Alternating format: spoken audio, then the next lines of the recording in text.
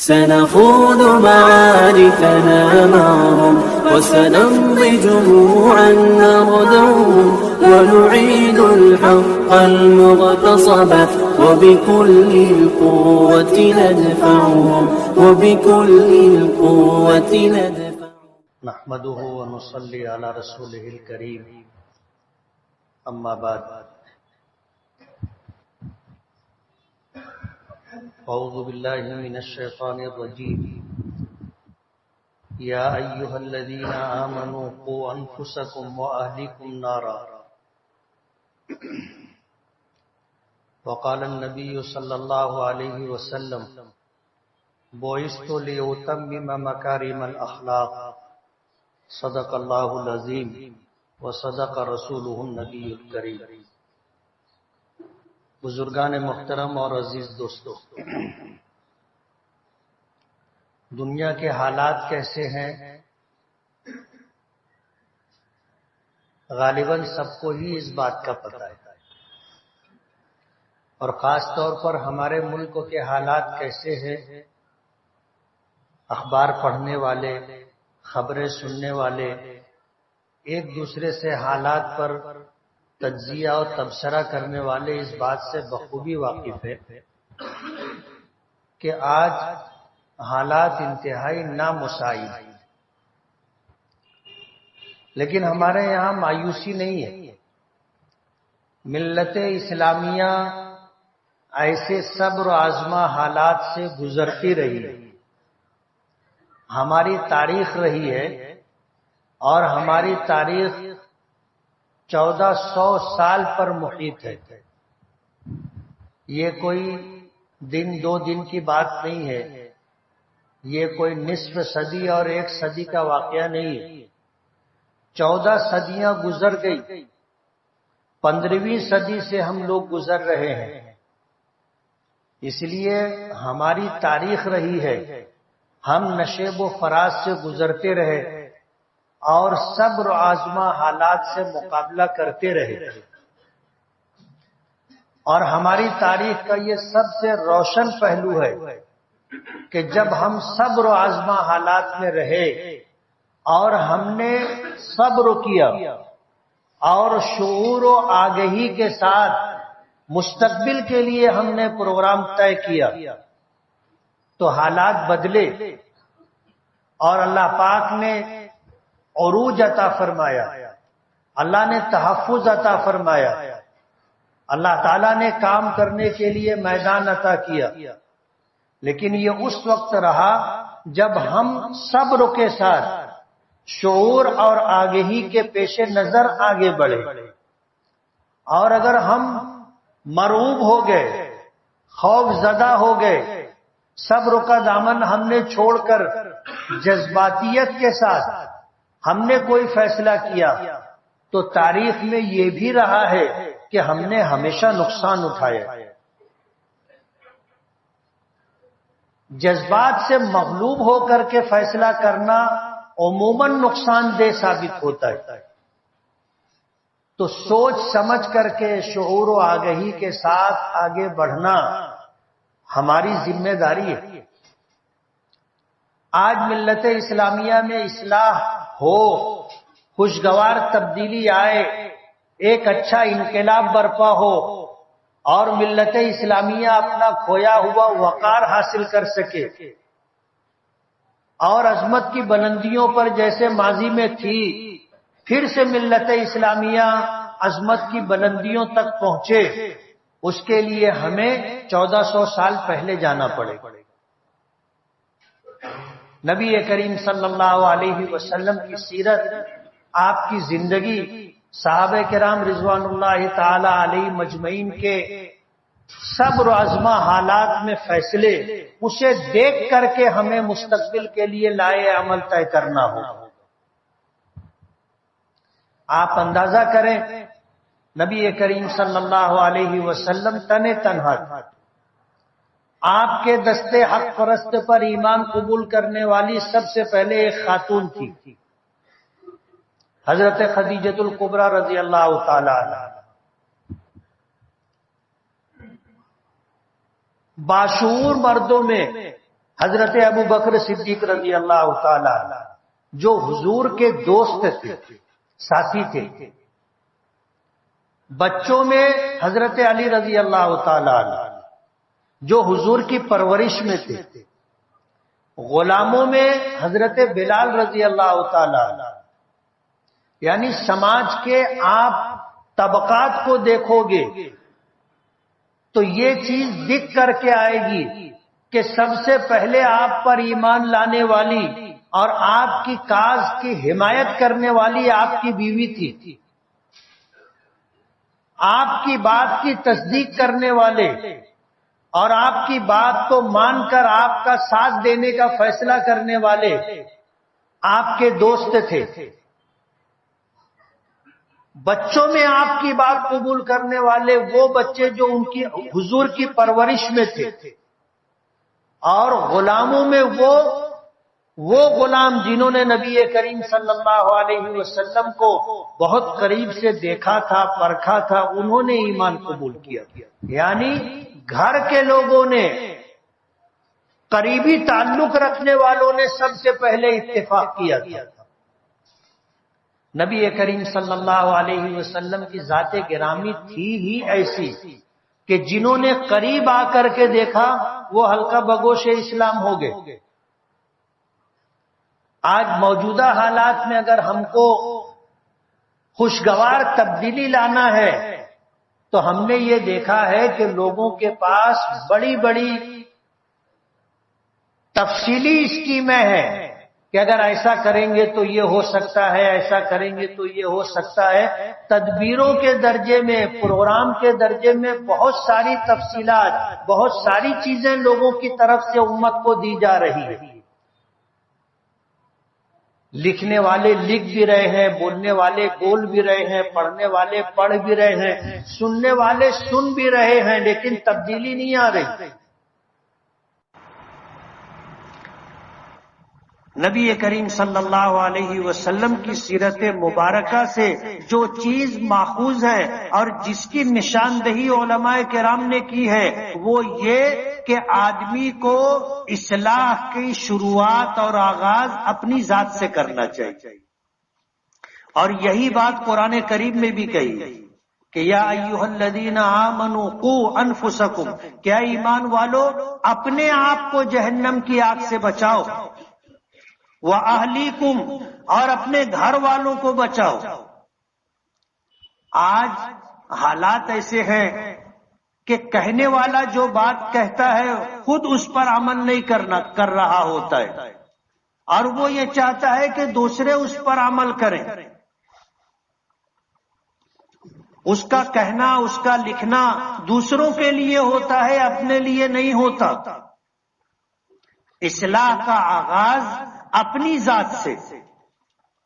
یہی قرآن کریم میں اللہ پاک کا حکم ہے کہ یا ایھا الذین آمنوا قوا انفسکم، اے ایمان والو اپنے آپ کو جہنم کی آگ سے بچاؤ، یعنی مجھے سب سے پہلے اپنی فکر کرنی چاہیے، سب سے پہلے اپنی فکر کرنی چاہیے۔ اللہ نے اپنے قدرت سے اس کائنات کو بنایا ہے، اور تفصیل آپ سن چکے کہ اللہ نے 6 دن کے اندر یہ پوری کائنات بنائی، 6 دن میں پوری کائنات بنائی۔ اور یہودیوں نے یہ کہا کہ 6 دن بنانے کے بعد تھک گئے تھے تو سنیچر کو آرام کیا تھا، اس لیے ان کے یہاں سنیچر کو چھٹی ہوتی ہے۔ اللہ کے نبی صلی اللہ علیہ وسلم نے ہمیں بتایا کہ اللہ پاک نے جب نصارہ کو اس بات کا اختیار دیا کہ وہ اپنے لیے کوئی دن منتخب کرے تو انہوں نے اتوار کا دن چنا۔ آج دنیا میں ان کی اکثریت ہے۔ حضرت عیسیٰ علیہ نبینا علیہ الصلوۃ والسلام نے جب یہ بات فرمائی تھی کہ من انصاری الی اللہ، اللہ کے دین کی مدد کرنے کے لیے کون میرے ساتھ ہمت کے ساتھ کھڑا ہوتا ہے، من انصاری الی اللہ، کون میرا مددگار بنے گا؟ قال الحواریون نحن انصار اللہ، تو ان کے دوستوں نے، ان کے ساتھیوں نے اور ان کے ماننے والے لوگوں نے یہ بات کہی تھی، نحن انصار اللہ، ہم اللہ کے مددگار ہیں، ہم آپ کی مدد کریں گے، ہم اللہ کے دین کی مدد کریں گے۔ آپ دیکھو انہوں نے جو بات کہی تھی اپنی بات میں سچے تھے، وہ انہوں نے اتنی محنت کی تھی کہ آج دنیا میں مذہب کے اعتبار سے ماننے والی سب سے بڑی قوم اگر کوئی ہے تو وہ نصارہ ہیں، عیسائی ہیں، کرسچن ہیں۔ اور یہی بات نبی کریم صلی اللہ علیہ وسلم نے حجۃ الوداع کے موقع پر فرمایا تھا، الا فلیبلغ الشاہد منکم الغائب، سنو جو یہاں اس وقت ہیں حاضر، میری یہ بات، میرا یہ پیغام دوسروں تک پہنچا دے۔ تو صحابہ کرام رضوان اللہ تعالی علیہ مجمعین کی تعداد 1,24,000 سے زیادہ تھی۔ پورے جزیرۃ العرب کے اندر صحابہ کرام کی قبریں اگر آپ گنو گے، شمار کرو گے تو بڑی سے بڑی تعداد جو حافظ ابن حجر اسقلانی رحمت اللہ علیہ نے فتح الباری میں لکھی ہے وہ 18,000 ہے۔ پورے جزیرۃ العرب کے اندر 18,000 صحابہ کرام کی قبریں ہیں، جبکہ حضور کے ساتھ حجۃ الوداع کے موقع پر جو لوگ موجود تھے صحابہ کرام، ان کی تعداد 1,24,000 سے زیادہ تھی۔ 18,000 کو چھوڑ کر کے 1,00,000 سے اوپر صحابہ کرام جو تھے انہوں نے اپنا گھر چھوڑا، اپنا خاندان چھوڑا، اپنے بیوی بچے چھوڑے اور اللہ کے پیغام کو لے کر کے دنیا میں نکل گئے، واپس گھر نہیں پہنچے، پتہ نہیں کہاں کہاں گئے۔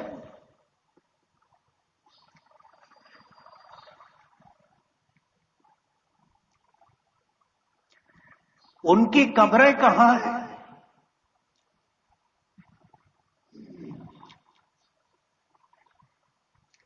کہیں کہیں خال خال اس طرح کی معلومات ملتی ہے کہ یہاں پر ایک صحابی رسول کی قبر ہے،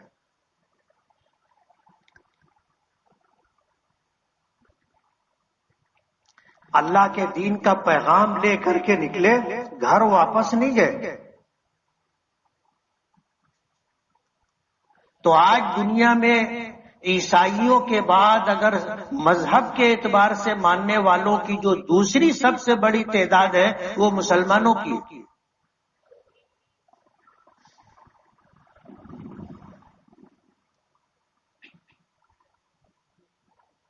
صحابہ کرام بھی اپنے قول و عمل میں سچے تھے، اور جہاں گئے اگر وہاں دین پھیلا، لوگوں نے دین اختیار کیا، قبول کیا، تو ان کی زندگیوں کو دیکھ کر کے کہ وہ جو کہتے تھے پہلے اس پر خود عمل کرتے تھے۔ قرآن کریم میں یہی حکم ہے، قوا انفسکم، اپنے آپ کو جہنم کی آگ سے بچاؤ۔ دوسرے نمبر پر وَأَهْلِكُمْ، اپنے گھر والوں کو جہنم کی آگ سے بچاؤ۔ آپ اصلاح کا آغاز اپنی ذات سے کرو، اصلاح کا آغاز اپنے گھر سے کرو۔ پلاننگ پروگرام بہت سارے ہیں، لیکن مصیبت یہ ہے کہ آدمی چاہتا ہے کہ دوسرے عمل کرے، خود عمل کرنے کے لیے تیار نہیں ہوتا، اور ان کی زندگیاں دیکھ لو تو دکھ کر کے آتا ہے کہ یہ جو کہتے ہیں وہ کرتے نہیں ہیں۔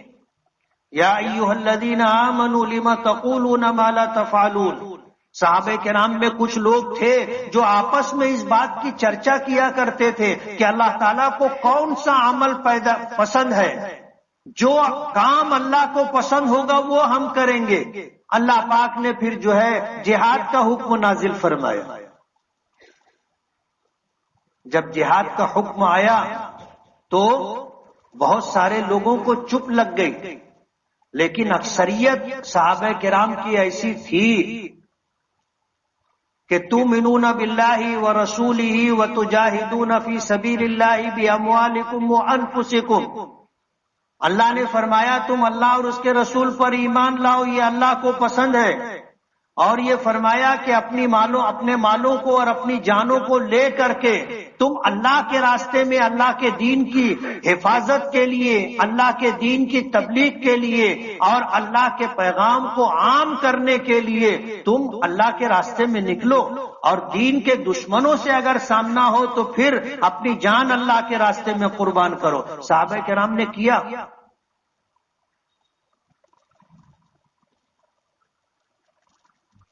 نبی کریم صلی اللہ علیہ وسلم کی زندگی میں ایک زمانہ وہ بھی تھا، حالات وہ بھی تھے کہ مدینے میں تھے اور مدینے میں رہتے ہوئے مسلمان خوف کی زندگی گزار رہے تھے۔ غزوہ خندق کا موقع تھا اور خندق کے موقع پر حالات اس طرح کے تھے کہ مسلمانوں کے لیے اپنی حفاظت ایک بہت بڑا مسئلہ ہو گیا تھا۔ مکے والوں نے اس زمانے میں اتنی بڑی فوج جمع کی تھی، تمام عرب قبائل کو لے کر کے 24,000 کا لشکر تیار کیا تھا اور مدینے پر چڑھ کر کے آئے تھے۔ اللہ کے رسول صلی اللہ علیہ وسلم نے مشورہ کیا کیا کرنا چاہیے۔ حضرت سلمان فارسی رضی اللہ تعالی عنہ نے مشورہ دیا کہ میں ملک فارس کا رہنے والا ہوں اور وہاں کے حالات ایسے ہیں کہ ہمیں دشمنوں کی آنے والے راستوں میں ہم خندق کھود دیتے۔ مدینے کے دو طرف کھجوروں کے گھنے باغات ہیں، ایک طرف پہاڑی سلسلہ ہے، ان تین طرف سے کوئی فوج آ نہیں سکتی متحد ہو کر کے۔ ایک طرف میدانی علاقہ ہے، ادھر خندق کھود دینا چاہیے تو کوئی بڑا لشکر مدینے میں داخل نہیں ہو سکے گا۔ نبی کریم صلی اللہ علیہ وسلم نے ان کی رائے کو قبول فرمایا اور ہر 10 آدمیوں کو ذمہ داری دی کہ 10 فٹ لمبی اور 10 فٹ چوڑی اور 8 گز گہری خندق کھودی جائے۔ 10 آدمیوں کو ذمہ داری دی، لوگ لگ گئے اپنے کام سے۔ خود نبی کریم صلی اللہ علیہ وسلم بنفس نفیس شریک تھے۔ ایک صحابہ کی ایک جماعت آئی 10 لوگوں کی، کہنے لگے کہ اللہ کے رسول ہم خندق کھود رہے تھے، پتھر کی ایک بڑی چٹان آ گئی اور اتنی سخت ہے کہ اس کو توڑنا مشکل ہو گیا۔ اللہ کے رسول صلی اللہ علیہ وسلم خود تشریف لے گئے، آپ نے کدال اٹھائی، اللہ کا نام لے کر کے جب کدال ماری تو پوری پتھر کی چٹان ریت کے ڈھیر کی طرح بکھر گئی۔ اسی درمیان وہ واقعہ بھی پیش آیا تھا کہ ایک صحابی آئے، آ کر اپنا پیٹ اٹھا کر کے، پیٹ کھول کر کے بتایا، کپڑا اٹھا کر کے، پیٹ پہ پتھر بندھا ہوا تھا۔ کہنے لگے اللہ کے رسول فاقہ ہے۔ حضور پاک صلی اللہ علیہ وسلم نے اپنا جب کپڑا اٹھایا تو آپ کے شکم مبارک پر 2 پتھر بندھے ہوئے تھے۔ یہیں پر وہ معجزہ بھی پیش آیا تھا کہ حضرت جابر ابن عبداللہ اپنے گھر گئے اور اپنی بیوی سے انہوں نے کہا کہ تجھے خدا کی قسم ہے، اگر گھر میں کھانے کی کوئی چیز ہوگی تو بچا کر کے مت رکھنا۔ تو بیوی نے پوچھا کہ بات کیا ہے؟ تو کہنے لگے کہ میں نے اپنے آقا کو اس حالت میں دیکھا ہوں کہ مجھ سے برداشت نہیں ہو سکتا۔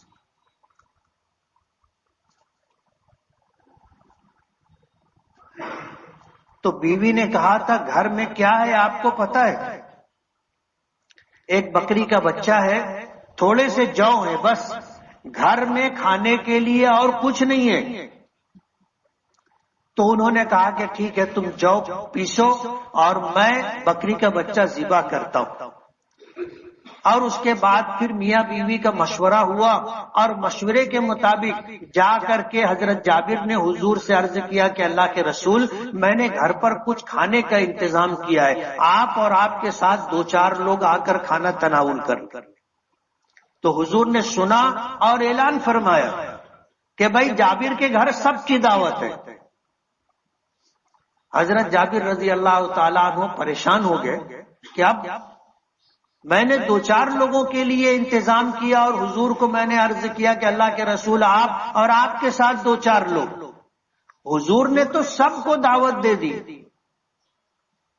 گھر گئے بھاگے بھاگے، بیوی سے کہنے لگے کہ بات ایسا ہو گیا.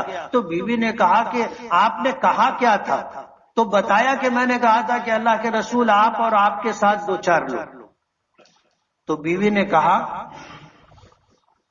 کہ حضور کو اور 2-4 لوگوں کو جن کو ہم نے دعوت دی ہے ان کو کھلانے کی ذمہ داری ہماری، اور جن کو حضور نے دعوت دی ہے ان کو کھلانے کی ذمہ داری حضور کی. ہم نے تو سب کو دعوت نہیں دی.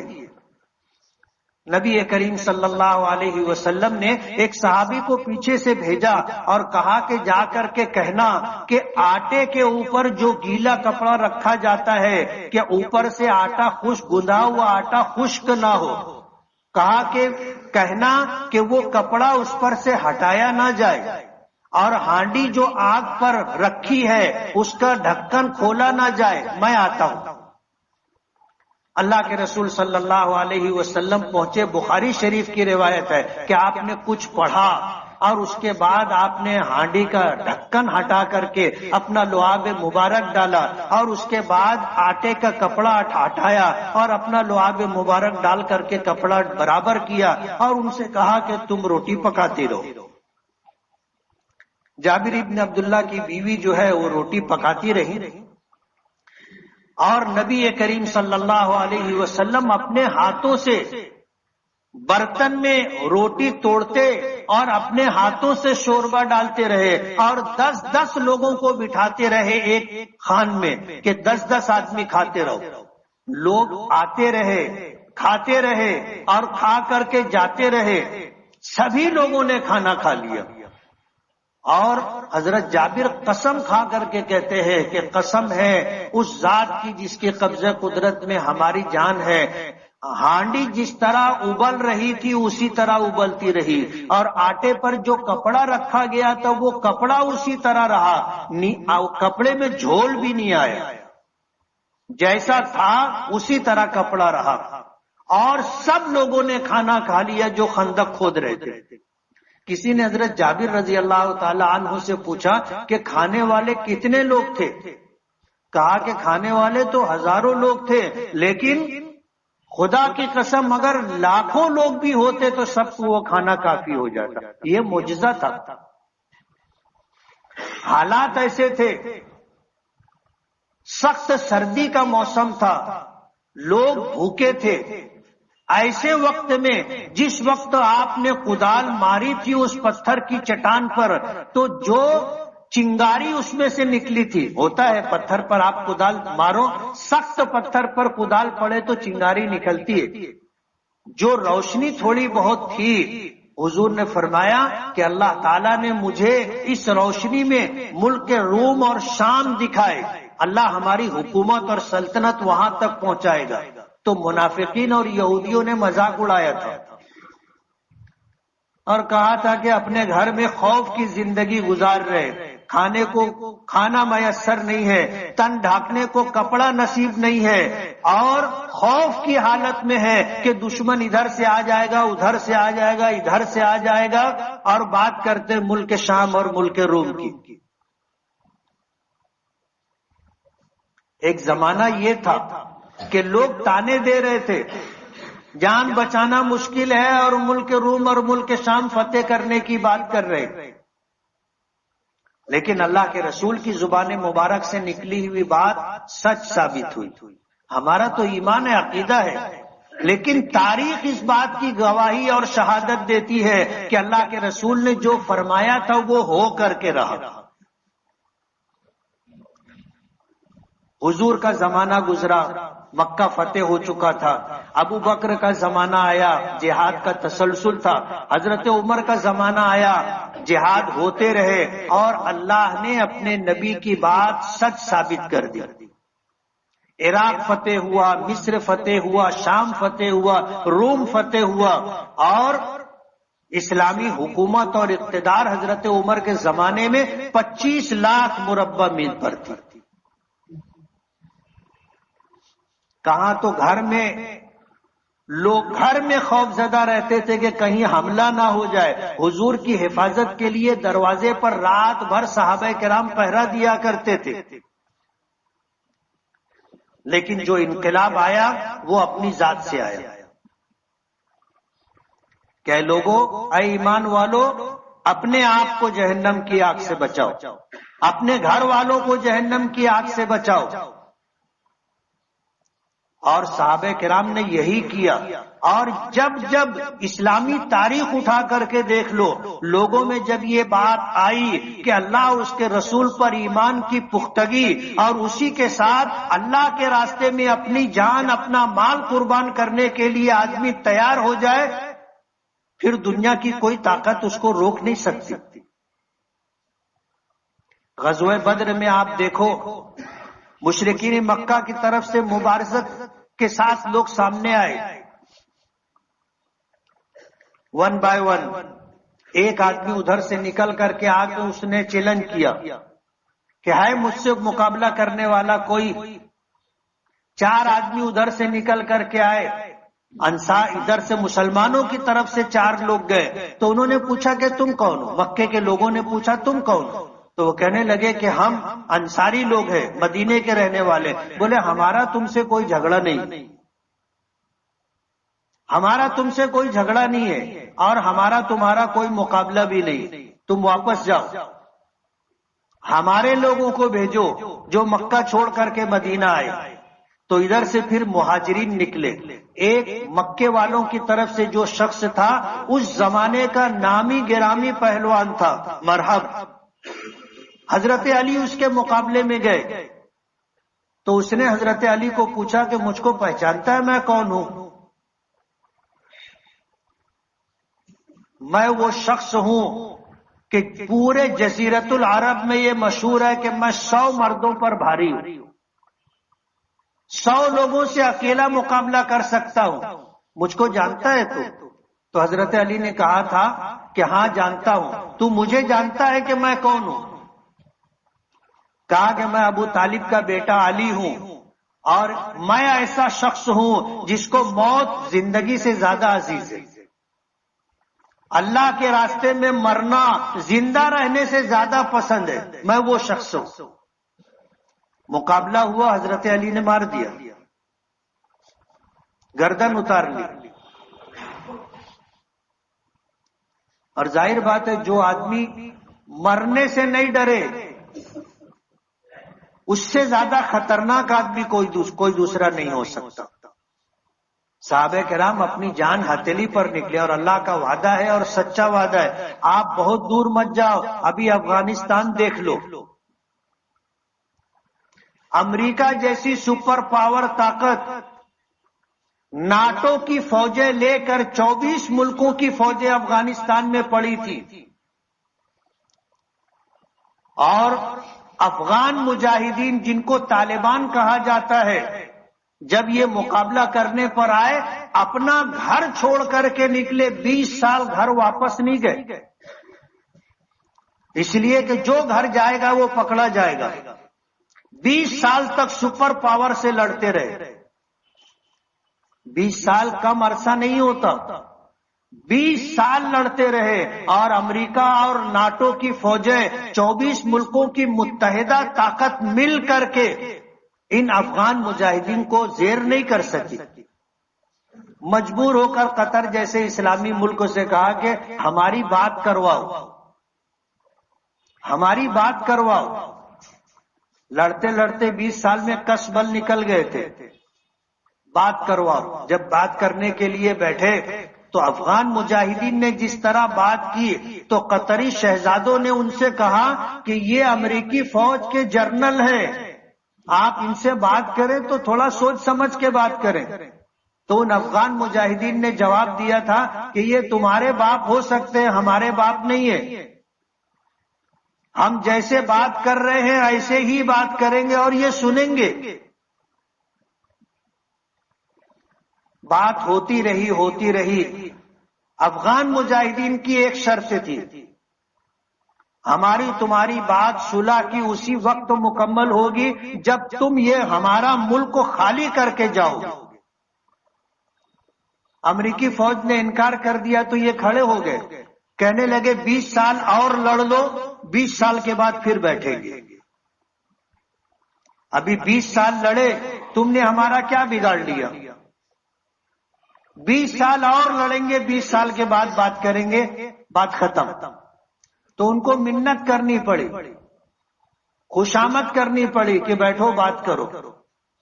انہوں نے اپنی بات منوا لی کہ تم ہمارا ملک کو خالی کر کے جاؤ گے۔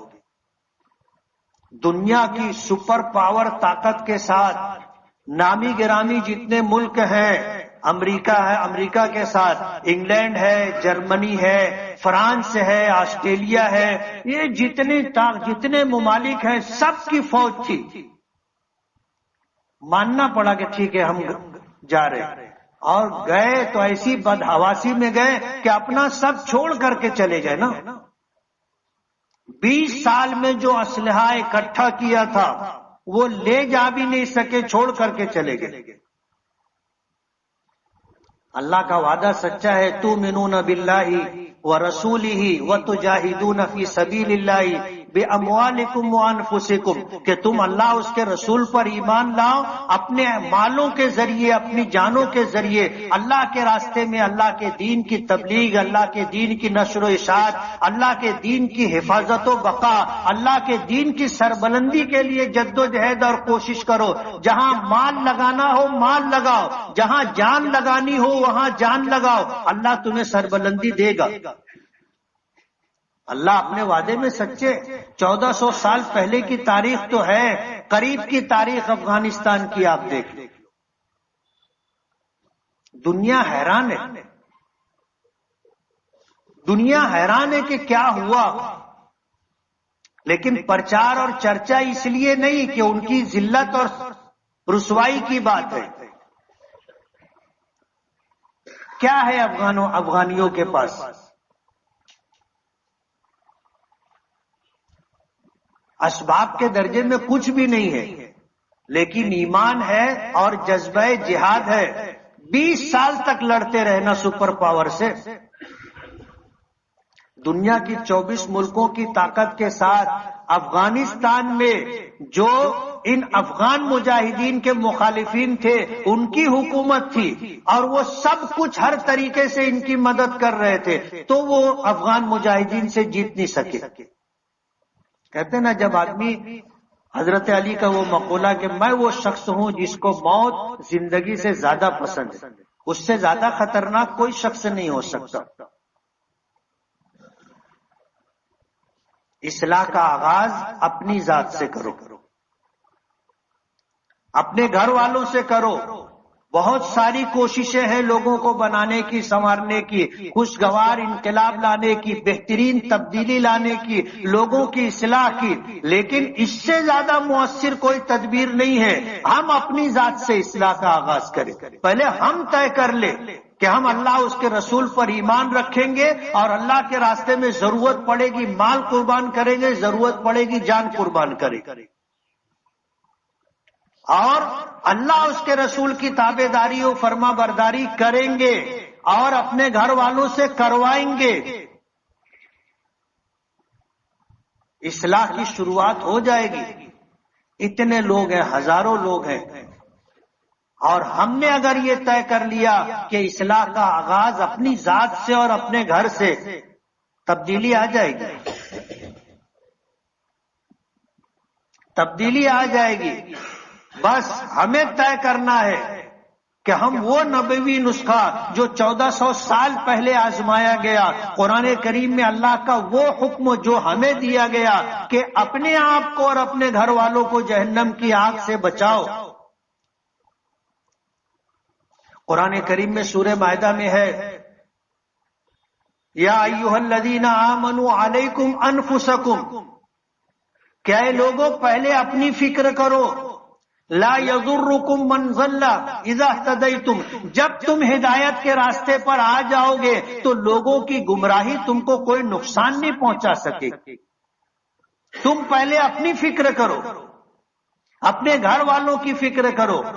دنیا میں جو برائیاں ہیں، سماج میں جو برائیاں عام ہیں، اس سے تمہارا کچھ نہیں بگڑے گا، تم پہلے اپنی فکر کرو۔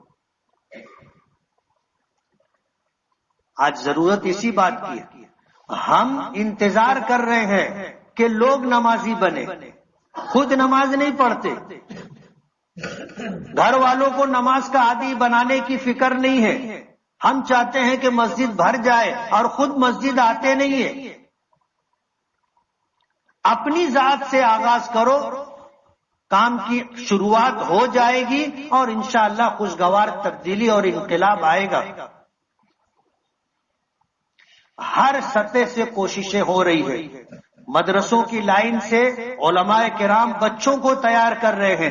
ایک عالم تیار ہوگا، ہزاروں کی اصلاح کا ذریعہ بنے گا۔ ایک عالم تیار ہوگا، ہزاروں مسلمانوں کے بچوں کو قرآن کی بنیادی تعلیم دے گا، دین کی بنیادی تعلیم دے گا۔ بزرگان دین اولیاء کرام خانقاہوں سے کوشش کر رہے ہیں کہ اللہ اللہ کرنے والے لوگ تیار ہو جائیں، اللہ کا ذکر کریں گے، دل صاف ہوگا، نمازوں میں جان آئے گی، روزے، زکوٰۃ اور حج زندہ ہوں گے۔ تبلیغی جماعت کے ذریعے سے کوشش ہو رہی ہے، عمومی کوشش ہو رہی ہے کہ لوگوں میں ایمان آئے، لوگوں میں اسلام آئے، لوگوں میں نماز آئے، لوگوں میں اخلاص پیدا ہو، لوگوں میں ذکر کرنے کا شوق پیدا ہو، لوگوں میں اللہ کے راستے میں نکل کر کے لوگوں کے درمیان چل پھر کر کے دین کی بات لوگوں تک پہنچانے کا مزاج بنے۔ دعوت و تبلیغ کی لائن سے کوششیں کی جا رہی۔ آج ہندوستان بھر میں اجتماعات الحمدللہ ہو رہے ہیں۔ یہ بیچ کے 2-3 سال جو کورونا کے رہے، اس میں سب معاملہ ٹھنڈا رہا، اور دکھ کی بات یہ ہے کہ ہمارے دینی مراکز، تبلیغی مراکز بھی متاثر ہوئے۔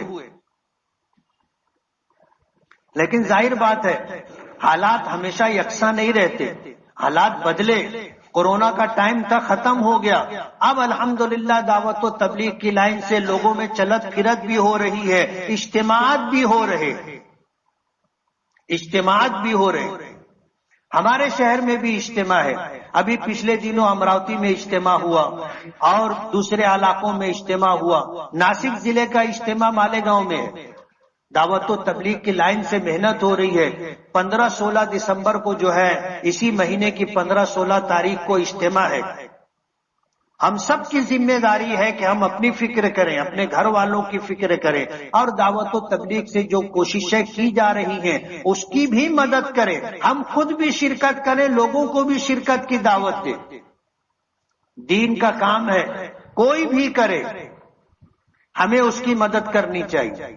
ہمارا تو ایسا ماننا ہے کہ جو کام میں اکیلا نہیں کر سکتا، اگر اس کام کے کرنے میں کوئی میری مدد کر رہا ہے، مجھے اس کا شکر گزار ہونا چاہیے۔ مثال کے طور پر پتھر کی ایک چٹان ہے وزندار، میں اکیلا نہیں اٹھا سکتا، میں اٹھانے کی کوشش کر رہا ہوں، 2-4 لوگوں نے آ کر کے ہاتھ لگا کر کے اگر اسے اٹھا دیا تو مجھے تو ان کو گالیاں نہیں دینی چاہیے، ان سے جھگڑا نہیں کرنا چاہیے، ان کا شکر گزار ہونا چاہیے کہ میں یہ پتھر اٹھانا چاہتا تھا کہ یہاں سے اٹھا کر راستے سے ہٹا کر کنارے رکھ دوں، آپ نے میری مدد کی، اللہ آپ کو جزائے خیر۔